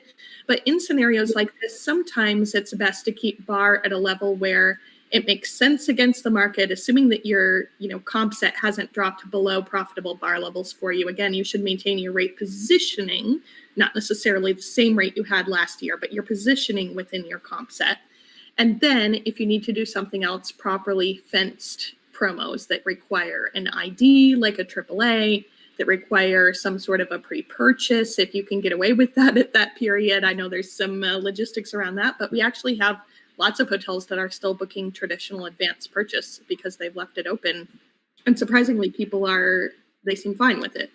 But I think that it's really important that you make a smart strategy around whatever we discover in that period, because I think that valley is probably the biggest question mark for most experts right now. We kind of know about the surge of demand. We know that's going to be leisure. We know corporate might trickle back, but that's honestly, even corporate transit is a pretty big question mark for us and probably will define a lot of that valley period. And we know that major conventions are probably not coming back for a couple of years. So it's that in between where we're really going to have to all sense out what's shifting in our market. Has our market segmentation changed in terms of what people are looking to buy? And how do we best position ourselves for that market? So to your point, definitely promotions, but just don't be the hotel that, signs a contract with Groupon and puts out a Groupon every month, because that becomes your new reference price when it's still evergreen. Well, and as we all know, Groupon is not where you acquire customers that will ever come back. That's exactly right. The only time Groupon customers will come and stay with you again is the next time you run a Groupon. And I want to say two things in addition to what Lily just said. First of all, Lily, I agree completely and utterly with everything you said. Completely and utterly. I would add to that. There is lots of data that backs this up. That both, stuff I've seen with my own clients. We focus on, profitability and revenue strategy for hotels. It's not just marketing. It's all about how do you actually bring in the most profitable business to your hotel, right? And we've seen this with our own clients, and Cornell has done research around this, and other folks have done research around this, that when you cut rates past a certain point, your ability to pull them back to where they were after the recovery takes years. This is not something that you're giving away for a short term. You are giving this away for a long time to come. So that's the first one. The second thing is when we're talking about limited time offers and the like, I completely agree. I would also say, also think in terms of value adds. You can include other things, whether it's a resort credit, whether it's a restaurant credit, whether it's a spa credit, etc., where you are lowering your rate. You're providing more value to the guest, but you're actually maintaining that psychological, rate level that says if this is a $400 or a $500 a night hotel, you're still charging $400 or $500 a night. They may be getting more for that $400 or $500 a night, or whatever. If you're a $100 a night hotel, $189 a night hotel, whatever it happens to be, but you're not lowering your rates. You're simply providing additional value. It also makes it much tougher for guests, tougher in a good way for you, and tougher for guests in a good way for you to compare you to the competition, where they're not pulling it apart and saying, well, this is $99 a night. This is $98 a night. Let me go with the $98 a night. This is $99 a night. This is $99 a night. But this one, I also get a restaurant credit, or I also get a spa credit, or I also get, 3 for 2, or however you put that together in a way that actually makes you a more attractive offer while maintaining a rate level. And that's how you actually do really well in these scenarios. Sorry, go ahead. I was just going to say yes, and there are a certain demographic of people who will only look at price. Oh, for sure. Absolutely. I think it's because this is something that actually came out in the fuel travel sentiment study that we talked about last week.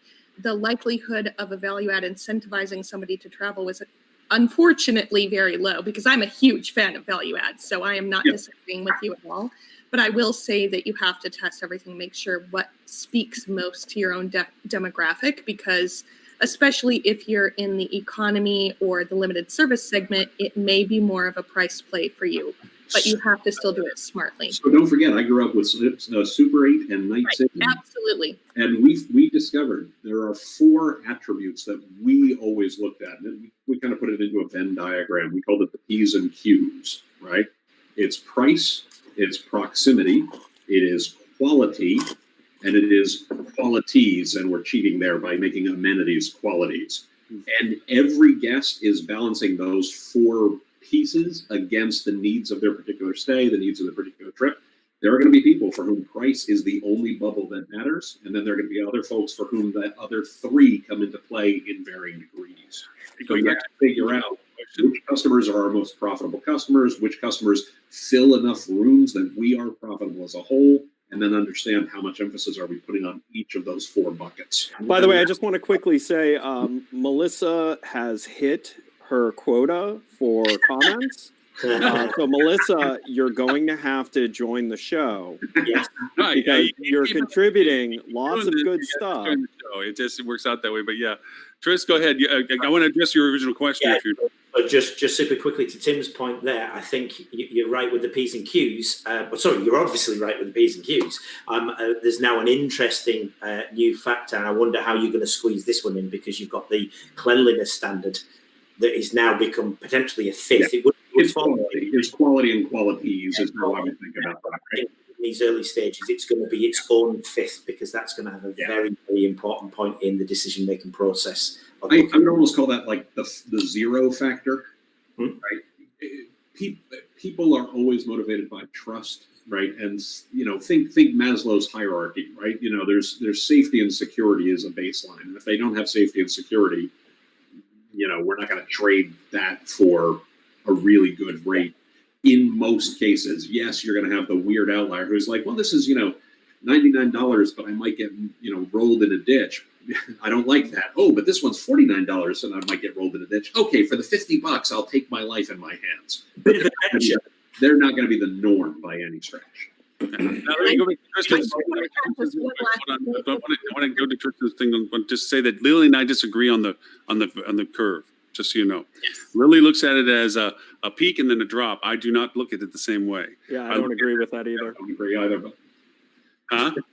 But we agree with you. But I do want to just point out, wrapping up the conversation around Tristan's question and Tim's comments, that when it comes to, I'm obviously speaking from a revenue management capacity, but we mentioned this a little bit on the Navis webinar yesterday as well, that I did with Lauren and Kathleen Cullen. And if you didn't get there, you should actually watch that recording. It was pretty great, if I do say so myself. Three of the best people in the industry, right there. By the way, I've known Kathleen for 30 years. She is sharp. She is sharp, man. She is sharp. Yeah. But I would say that you need to actually have marketing that's about your property, because most of the marketing that I've seen in the past year before this has been marketing a price point instead of marketing a feature or a value. And so don't be that person who's trying to market prices. That's the revenue manager's job, right? We go out with the prices, we'll let you know what's profitable and all of that. You've got to market the value. That's The right. price point shouldn't be the driver in any marketing materials. Right. Yeah. Well, and And- that's actually how you can move and stay competitive with a $3 to $5 difference. Like Right. our $5 is a super high value.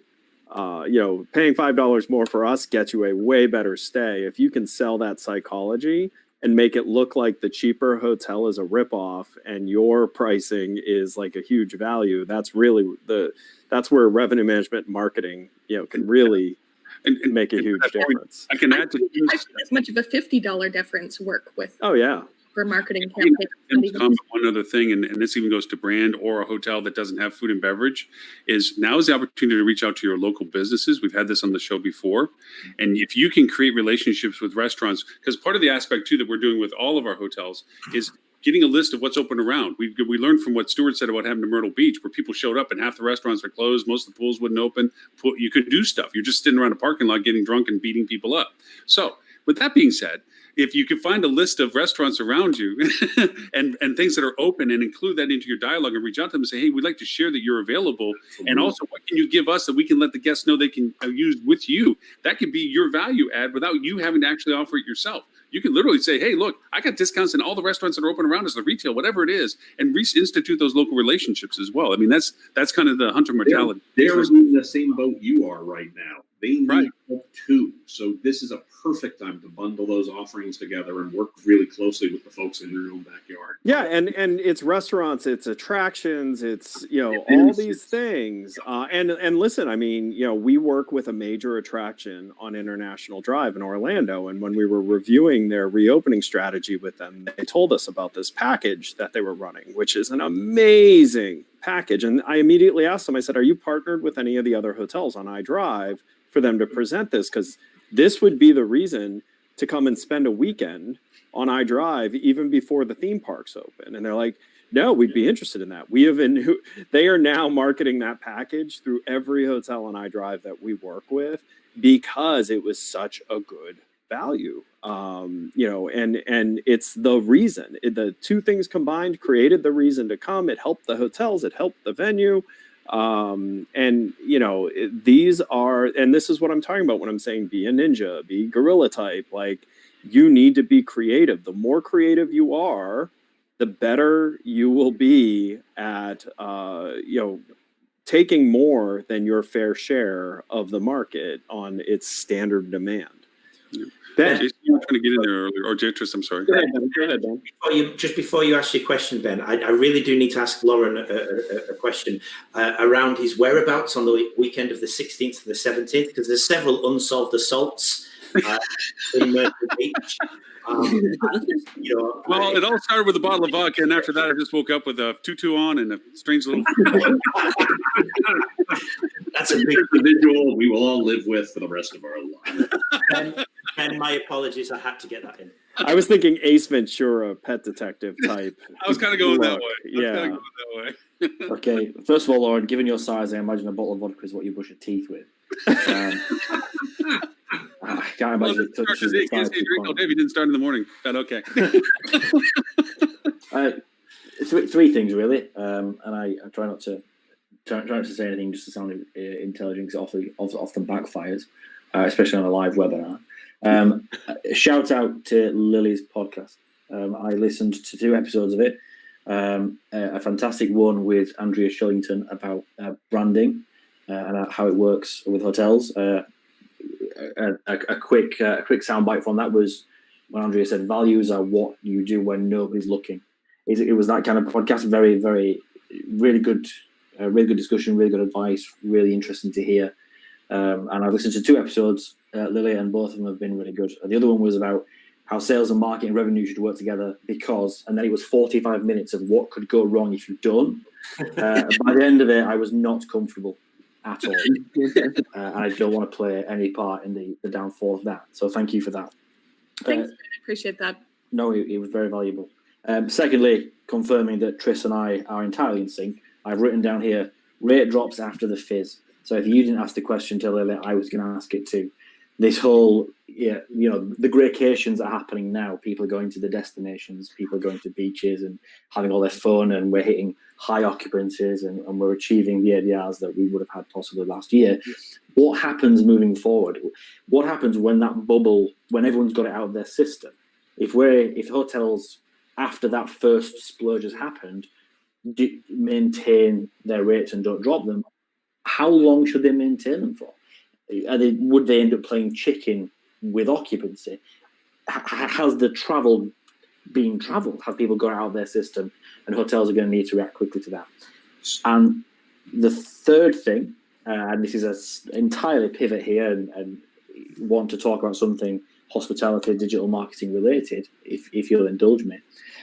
Melissa, 165840. I'm shocked that in the chat, I'm shocked that most hotels do not respond appropriately to reviews. Do not rely on the OTAs, your social media needs to be on point, guest reviews, etc., etc. This is something that Tris and I mentioned last week as well. This is something that we have mentioned for the last 5 years to anybody that will listen. The power of reviews, and a lot of the research we did was around TripAdvisor. And Tris did a fantastic piece of research a couple of years ago where he tracked the average rating on the first page of a hotel's TripAdvisor reviews and the revenue that was booked that day. And as the average rating went up, the revenue booked that day went up. And we overlaid the 2 graphs and you could see they went up and down, up and down. It was almost mirrored. If reviews for hotels are important then, moving forward into post-COVID, they're going to be pivotal. If you imagine the damage that one review to a restaurant would do, I ate the calzone, I got food poisoning.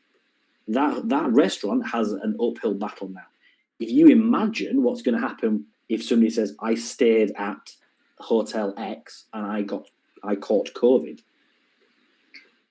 how does a hotel respond to that? How can you respond to that? The hotels are going to have to make reviewing reviews and responding to reviews part of the daily checklist. Somebody's going to have to be specifically tasked with that, which is a bit difficult because a lot of people are still going to be furloughed. But I think they need to have a response in place for when that inevitably happens. All it takes is one disgruntled guest to think, you didn't upgrade me and my fiance to the honeymoon suite, have a little bit of COVID on TripAdvisor. And how does the hotel respond to that? How do you mitigate the damage that's going to do? Are you asking this as an open discussion, or were you asking Lily specifically? Yeah, because we're all paused waiting to know. Everybody. So Well, Everybody. it's interesting because it kind of ties into the number one story that Robert sent us on the weekly news list, which is some of the backlash against the potential political censure of social media and how that could result in businesses being able to sue different review sites over bad reviews. And while I don't think that that's necessarily playing nice as long as they follow their rules and remove things that are obviously untrue, I do think that it's something that people should be looking out for. And to Melissa's point, responding to everything so that you're keeping an eye on what is coming through and that you can mitigate it. And definitely, even if it's untrue, do not pick a fight in your response. Whatever you do not shift blame or anything like that, because the guest is only going to be able to interpret what you've said as defensive and probably untrue, even if it is true. So you have to be very careful how you word those responses. Right, and here's the thing to keep in mind, and I would make sure that there's an air of this in how you approach responding to something like that. Is, getting COVID is not the same as having bed bugs, which bed bugs you generally get from contact with the bed. And is easily traceable. COVID is not. And so, there is contact tracing that is done And so I think showing concern to it being brought up that I went and stayed at this hotel and I now have COVID, if that's literally what's being written, my response would have something exploring the please contact us immediately. We'd like to know from the contact tracing that was done, specifically where in our hotel you had your contact tracing identified as this, so we can notify others and make sure there's safety. And that will immediately at least show that you're caring. It will also be creating a sub kind of discussion of, well, I didn't do contact tracing. I didn't, this wasn't from the CDC saying that I got this from your hotel. This is just me saying that, which then that response of them, they didn't get contact tracing done, all of that, you should be able to submit that to the review site and say, hey, this review went up. We showed immediate concern. Here's all our communications that we did. And they admitted that they didn't do professional contact tracing. That means they cannot say it came from our hotel. They easily could have gotten it anywhere else. So this way you're having that ugly conversation with the person managing the site, not with the consumer, who may not be trying to troll you in your example. They may truly believe that. There's two versions, right? Of that, either so trolling or I think legitimate showing concern publicly, asking them to contact you so you can talk through the contact tracing that was done. So that way you can make sure everyone who potentially was involved in this is safe and has done the right precautions. Then having that conversation offline, getting a record that they did not do contact tracing, because they didn't, because you wouldn't be hearing from them on a review site. You'd be hearing from the CDC. Okay. Right. Then taking that communication, sending it to the review site and saying, this person did not do correct contact tracing. We ask that this review be removed. The other thing to be aware is that anytime you're responding to a review, and I just posted a link to some research that Cornell did a few years back that showed, revenue gains of 5 to 11% for every point of increase in ratings across various sites. And we see this all the time with clients. But the person you are replying to is not the audience for your response. It is all the people who read the reviews is the audience for your response. So even if the person is a jerk, even if the person is, a total unit, right? You can absolutely, you want to be kind to them. You want to be responsive to them. You want to be positive to them, because they're not the people you're talking to. You're talking to the folks who read those reviews. You're putting on a show for your future You're putting on a show. Right. Yeah. And if I can add, The last thing you want to do is say, no, I don't think you got COVID here. And when you tried to our staff, you did it wrong and blah, blah. It's like, please cut out. No, I'd like to add that there's lesser severities to this. We're going to be dealing with a lot more of the expose videos. Look, Hilton says that they're following safety brands, and look at these people not wearing masks. Look at these people without tape on the doors. Whatever it is, you're going to see a lot lesser, vigilante. Look at this stuff. It isn't what they said it is. These people aren't even doing this. That's the stuff that is probably more eroding in the sense of people's usage of it than somebody bursting up, because just like we look at reviews now, there's extremisms as whenever you look at TripAdvisor, any platforms, you look at whoever says this is the worst place since it was ever created, are usually people that are competing with it. People says it's the greatest thing since sliced bread are the people that work at it. And somewhere in the middle, there's a consistency of comments that are like, yeah, the toilets are small, whatever. But there is this happy medium. So these eroding comments probably are going to be more invasive to conversation of people's expectations of reviews and so forth as to the standards, which goes back to something, Jason, you had mentioned about these videos. And we've recommended to our clients that it's being pervasive, where this is a chance even for branded hotels to stand out uniquely, saying, I know we're a Hilton product and we have guidelines. Let us show you what we are doing. This is what has changed at our hotel, why you want to stay with us, not just because it's a Hilton or whatever it is, but because it's us. And this is what we're doing about making you feel safe about your travels. So and to that, understand like this vigilantism that you're talking about, Lauren, a lot of that initially is going to be because some of the things you're implementing don't make sense to a normal person. And I'll give you a perfect example. I had a friend who was out at a racetrack over this past weekend racing, and the hotel he stayed at, he walked in the lobby without a face mask on. The person yelled across the lobby to him, "Sir, you need a face mask. Sir, you need a face mask," and brought him one, which was the right thing. But as he looked to the right to the restaurant, where there were people sitting at the bar eating separate, but at the bar, no face masks because you can't eat with a face mask. He immediately was like, well, this makes no sense. I am 8 feet from those people and you're screaming at me and running at me to give me a face mask and I have no one around me. This makes no sense. So understand some of your early reviews are going to be from people who are just annoyed because your specific mix of policies haven't been like really fine-tuned yet, and they make no sense to them and they annoy them. And so compassion, kindness, thank you for the feedback. This is new to us. We're trying to, balance safety with, sensibility. All of these things will allow you to look like you care and you're doing something and kind of make the person who wrote the review look like a crazy, cranky person. That's right. The best I've ever heard this put was, one of our folks, a guy named Joe Opp, the great Joe Opp, who is long retired from the industry. When we were leading, always used to talk about purpose over process, right? What are you trying to accomplish? And these were for, this was at leading hotels, very, very, very, high-end luxury hotels, 5+ star hotels. And obviously we had a lot of processes for a lot of our hotels. We had a lot of guidelines, but the important part was not the process. The important part was were you attaining your purpose and helping the guest achieve their purpose? Because that's what really separates it. And the process can be a little flexible to make sure that you're actually attaining that purpose, right? By the way, I just noticed it's 1 o'clock. I'm going to have to bolt here in a moment. It's always a pleasure. Jason, I also have to bolt, but I just wanted to close just to follow up on those points.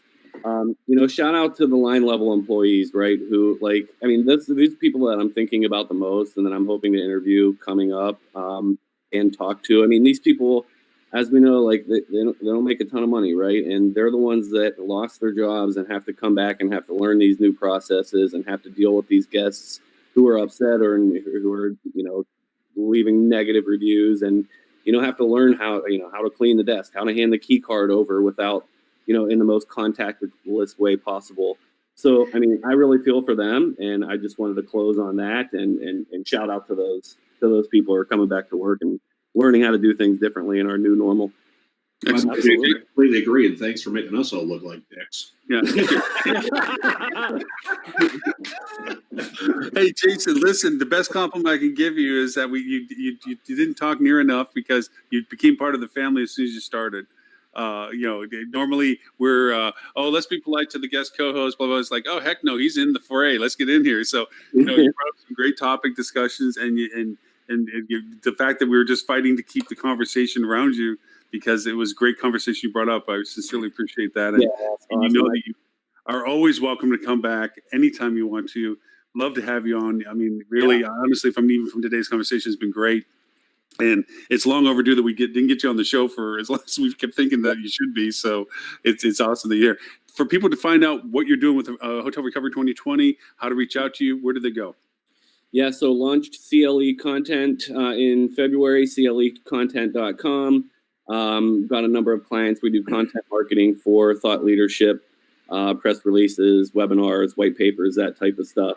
In April, we launched Hotel Recovery 2020 website with the top resources for the industry to get back on the road to recovery, really. Part of that is the daily newsletter. We're down to Monday through Thursday now. We took Friday off. Happy Friday, everyone. Really just trying to keep people informed. We're not making any revenue on the site. We do have a couple partners that, help provide us information, and we've got a ton of good contributors that are writing. Any of you guys are welcome to contribute to the site if interested. So thanks for the opportunity to come on, and I will be back for sure. It's been an awesome conversation. Great meeting the folks on the show that I haven't met, and great seeing everyone else. Thank you, Mr. Thanks, Jason. Thank you very much. Mr. Tim, where they can find you, sir? They can find me at timpeter.com. I'm usually Tim Peter on social, but for some reason I am at TC Peter on Twitter, but you can find me at timpeter.com. And Tim, call me later when you're free. We need to catch up. Okay, cool. All right. Y'all have a lovely weekend, and I'll see you next week. Thank you, Mr. Thanks, Tim. A lot of money this weekend, everybody. Well, we know that Robert sent out the list late, and Jason walked away with his list, so we can just pick anything out of the hat we want to. If there's any residual conversation you'd like to have. Well, Question. I do have one question or one topic, and it might be too big to bring up, but I'm going to bring it up in any case. So Dan Waxman, I think a lot of you guys will know him as well. He put out a LinkedIn post where he said COVID-19 did not mortally wound TripAdvisor; they did it themselves. TripAdvisor vows their new secret sauce will be returning customers and increased user engagement. And obviously that's from a Skift article, and he said he had to chuckle about it. That he believes that TripAdvisor was already a dying and wounding animal. We were just talking about reviews then. Obviously, the biggest review site out here is TripAdvisor. And I'd love to know anybody's thoughts on whether TripAdvisor is going to weather COVID-19, pivot and change, or just die, as Dan seems to suggest. So first of all, Google is the biggest review site. Yeah. In what terms? In the most reviews that are most present in the traveler journey, because even before you get to TripAdvisor, if you're searching, you're seeing reviews in Google. Okay. And that's one big problem. Second, nothing ever dies in this industry. Okay, so yeah, there are tons of walking zombies, but think of something, even the worst business that serves this industry that has died.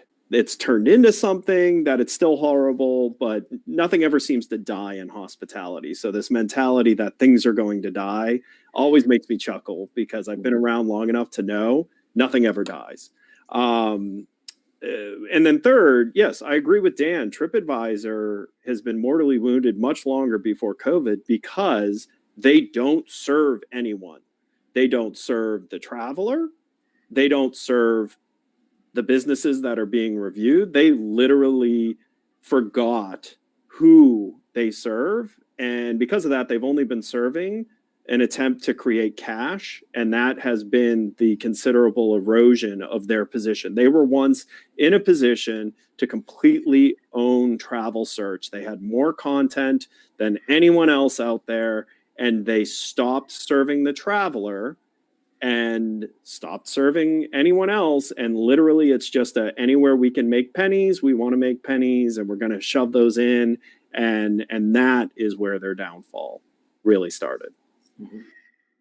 No, I think. No, I was going to say that Stuart had a great podcast, and this goes well back over a year, where he was pointing out the fact that the day that TripAdvisor allowed you to pay to be in the first position is the day that it bastardized its relationship with both parties. As to Ed's point, the customers who now didn't get the truth, and the companies that were struggling hard to make sure they represented themselves well in service quality and content, they basically turned their back on both of them and says, who wants to pay us to get these audiences? Yep. And that's where they first started putting their own sense before everybody else. And I think that was the beginning of all. It goes back a lot farther. And their stocks show it too. I mean, they tried to reorganize. They struggled with that. They tried to replay what they were doing for their one-click checks and all this stuff. It was just monetization after a monetization model. And going into this process, TripAdvisor is like, throw a pinch of salt over your shoulder every time you read stuff, because you don't know if it's really because of the ranking that was earned or bought. And then the comments, whether they're contextually correct or whether they're just fed. They have no method policing that really is authenticated as to whether or not it legitimizes the posts that are being put through there. There's no real authentication. There's some policing, but it's already been disproved twice that a lot of times they're allowing comments and contents to go through based on sponsorship relationships. They self-purge stuff off of things that should have been posted but weren't, because the people were paying enough money to have them kind of suppressed. That came out in the news twice this past year. Not this, 12-month rolling, not just this year, but 12-month rolling. So they've really discredited their authentication to either market they're serving well before this came through with COVID. To Ed's point, I don't think they're going to die, but I think their usability is going to be a diminished. Well, they're going to need to realign, because they actually, I say they don't serve anyone. The one party that they put above any of the other parties that they deal with is how their investors feel about what they're doing. Oh, massively. And they do not care about, so anything they do is, what will our investors think? Then what do we do? You know, whereas you look at, say what you want about Facebook and some of their missteps, or Google, they're obsessed with the user experience. They're obsessed with making sure people want to spend immense amount of times with them. That is a really difficult position to have, because a lot of times you're looking over easy money over and over and over again. The amount of times I'm sure Facebook probably had plans put in front of them by some junior, private equity group executive who ran a spreadsheet and said, hey, if you just did this, it'd be like $40 billion a quarter to the bottom line. And Facebook went, yeah, but it completely destroys our user base. TripAdvisor has not done that for a long time. They have not put a specific user in front of their desire and desperation for revenue generating schemes. But the other side to that coin is an unspeakable entity you can't get to, which is Google, that you can't control the relationship of their reviews either. It's very hard to get Google to do anything other than what Google is doing, and there's no place to contact them. I mean, one of the first frustrating things I had when Google Mobile started adding proximity reviews in their mobile application as to your hotel in relationship to points of interest, there was no way I could influence my review value scores on that, because it was a pure Google play of geographically where you're located, geographically where is that located, and is based on the user, which I have no control over knowing the information about. What is the score relevancy of my proximity of their interest to that item to my location itself? So if I get somebody that is all about cultural museums and all that stuff, and I happen to be distant from that compared to my competitor, it takes it out of my rate program. It takes it out of my value proposition program, because they're going to say I'm a 3.2 review for being close to the museum, but my competitor one block over that much closer is a 4.8 because they're closer to the museum. And now I'm being compared on stuff I can't control. Now, to the user, to Ed's point, to the user experience, that's fine, because that's relevant to my interests. But it may not be relevant to their type of travel, which is what kills me. They may not be able to go to the museum, but I'm rated poorly on proximity to certain items that they're interested in, simply because Google's implying their interest in their particular travel at that time. I know Google's getting better at it, but it's one of those frustrating points that Google, you can't fix stuff. Yeah, they're by no way perfect. I 100% agree. But honestly, I think if TripAdvisor had held to their initial who they served, I don't think Google would be where they are from a review perspective. Like, I think TripAdvisor's distraction opened the window for Google to become a more prevalent player faster with less effort than had TripAdvisor actually served the traveler consistently throughout their history. But I think if TripAdvisor had bought MapQuest, they would have had a chance at kind of being on the same level. I do think that one of the reasons that Google's reviews are so well used, coming from the perspective of somebody who uses them, is because I'm generally looking at a location. It's something we've said for like 20 years, right? Everything's about location. Well, in TripAdvisor, because they do it by the actual like postal code city, that creates problems for certain hotels, and it also creates problems for travelers where something might be 5 miles away from your destination. Maybe you're going to a museum or whatever you may be doing. There may be a hotel within 5 miles that you would have considered, but because it was, according to the post office, in a different city, it doesn't come up ranked in your search. So I think that that's where Google has a huge edge over TripAdvisor. And I think if they want to have any shot against Google specifically, they're going to need to fix that and have more geolocation targeted things where they can quickly adjust and say, okay, here's the top X hotels by traveler rankings within 10 miles of your location search. That would be more meaningful, I think, to travelers than, in the proper city, here are the top 10. But I think before you even get to that, because I agree with you on that, I think they need to fix the trust issue. Oh, sure. Yeah, absolutely. It's kind of two different issues, but I think that, those are the two main areas they'd have to focus on. I just don't want to run out of time. Chris, did you want to say the thing that you were going to say before Lily? Well, just super quick. I'm just So I don't think Google is as strong on their reviews as TripAdvisor is from a mindset point of view. The mindset of the user at this point, we've it's all about training and muscle memory and what we do. And Google does a lot of different things. So it's good at validating during the sales funnel, having those reviews in various points. Whereas TripAdvisor is, I go to TripAdvisor to get a review.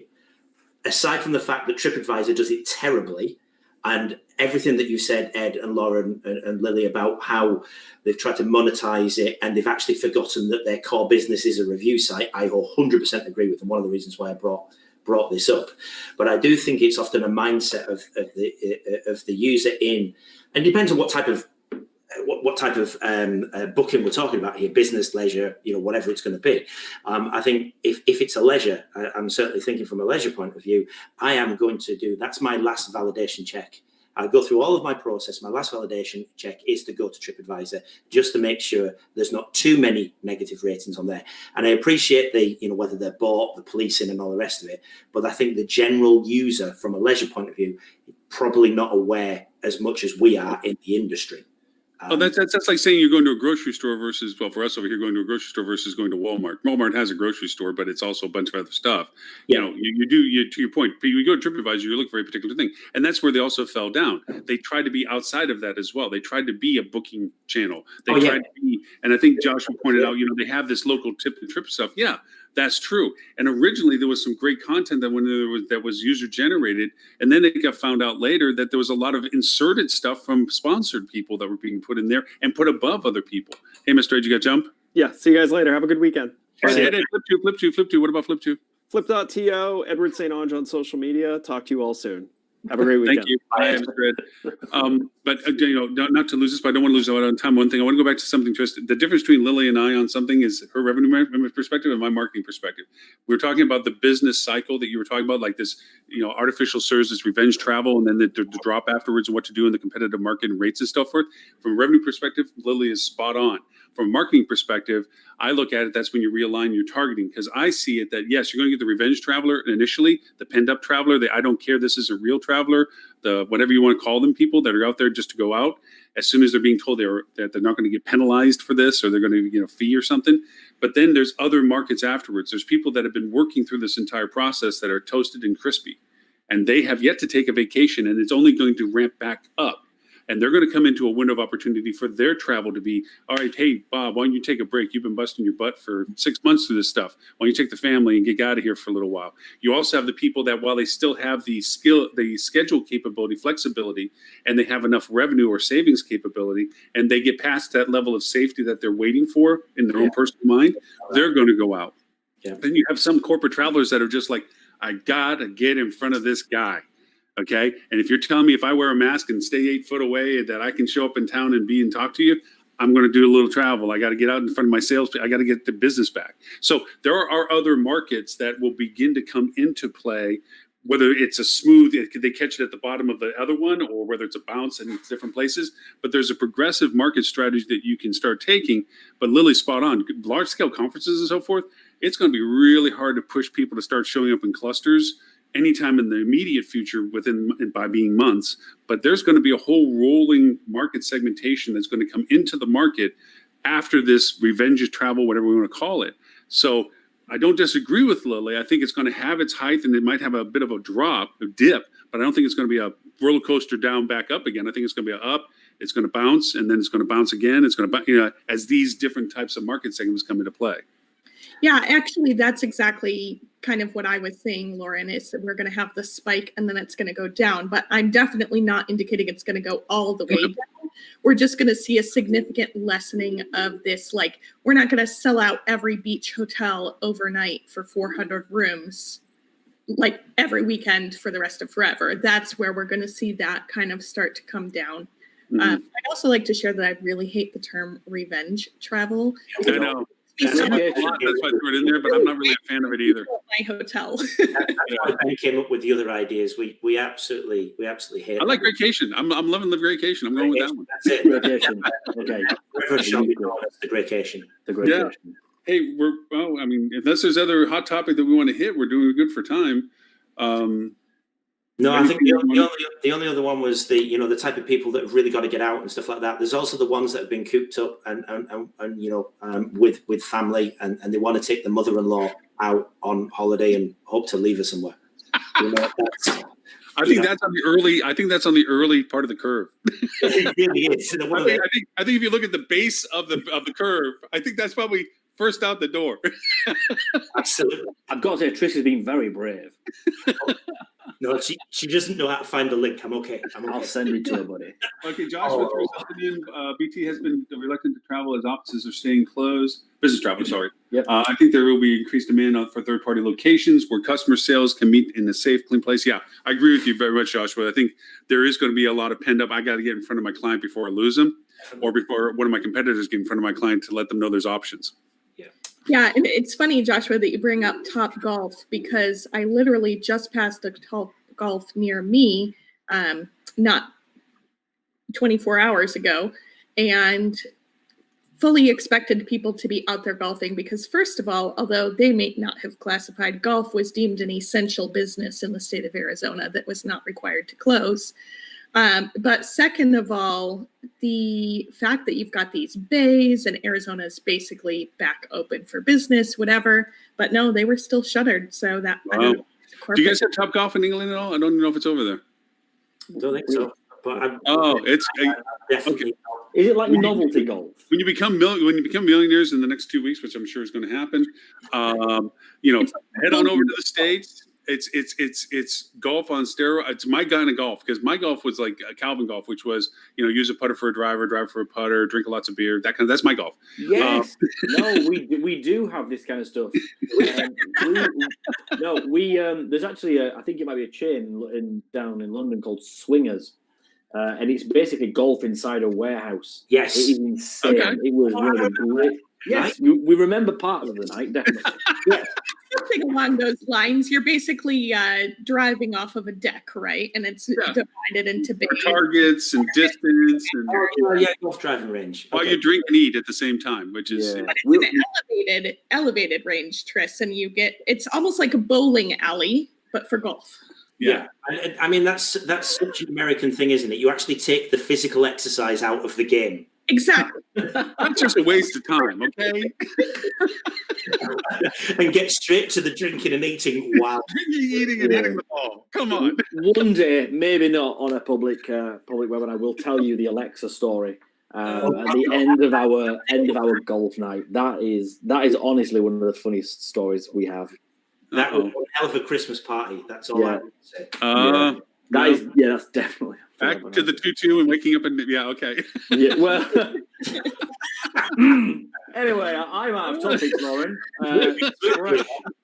Hey, by the way, before I forget, also Ben, Tris, if I can catch up with you right after the show, I'm just to catch up on some stuff. I was going to ask you the very same thing, buddy.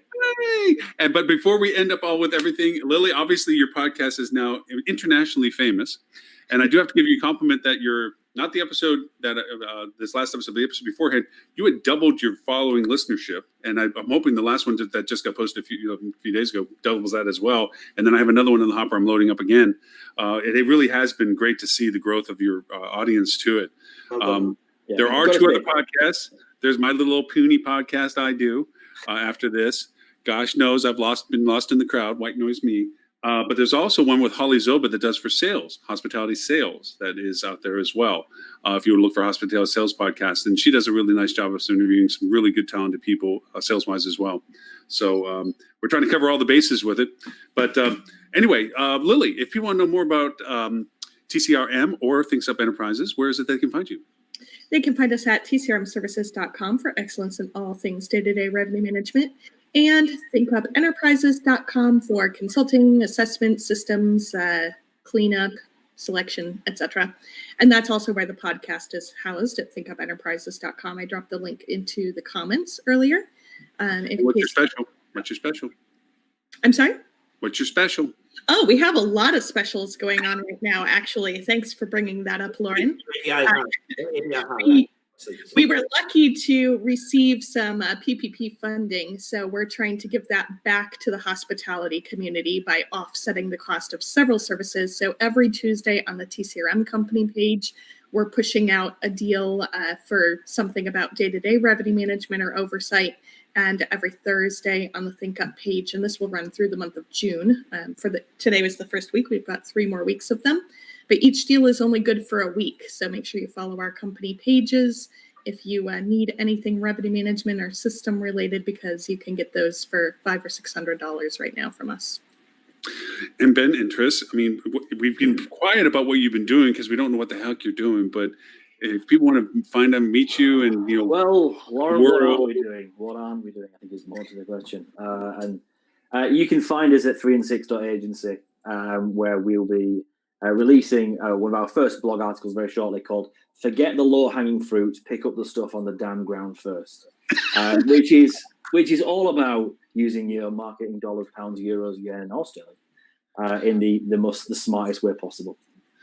And to make sure that people can find you, is that a 3 and ampersand and 6? Or unfortunately, you can't use an ampersand in a URL. Which I'd forgotten from my days of creating websites when I was 11. So it's THREEANDSIX.agency. Thanks for a reminder. Okay, yeah, I'm with you.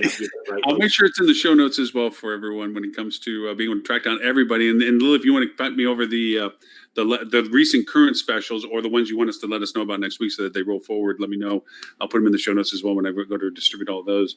Sorry, I was going to say, if you want to email us direct, it's ben.hanley@3and6.agency and tris.hayward@3and6.agency as well. Gentlemen, and it's always a pleasure. The fact that our time schedules are a little off so that you spend your time in a different time frame than us. We're starting our middle of our day and you're concluding your day. So it's 8:00 right now.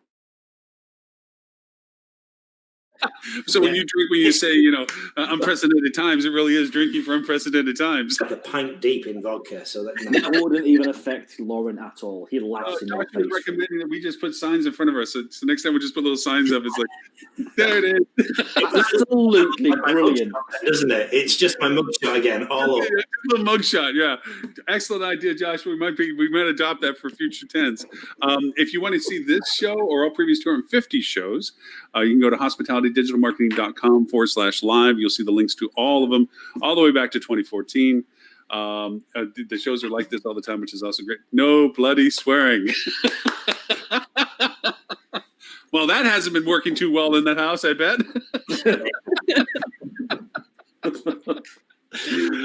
With that in mind, thank you everyone for joining us both in this chat and also on the other channels and so forth, LinkedIn as well. I've been trying to keep up with your conversations as well. Thank you for those internationally. I think Maria was from Philippines that was in our chat room today, or still is. Thank you for all of the different time zone contributions. These all get simulcasted on multiple channels. It will be resent out Wednesdays for EU at noon and also for APAC at noon Sydney time.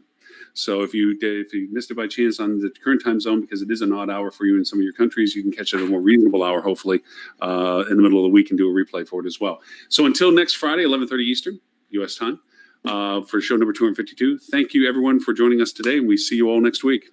Ben and Tris, I'll talk to you real soon. Bye, everyone. Bye. Bye.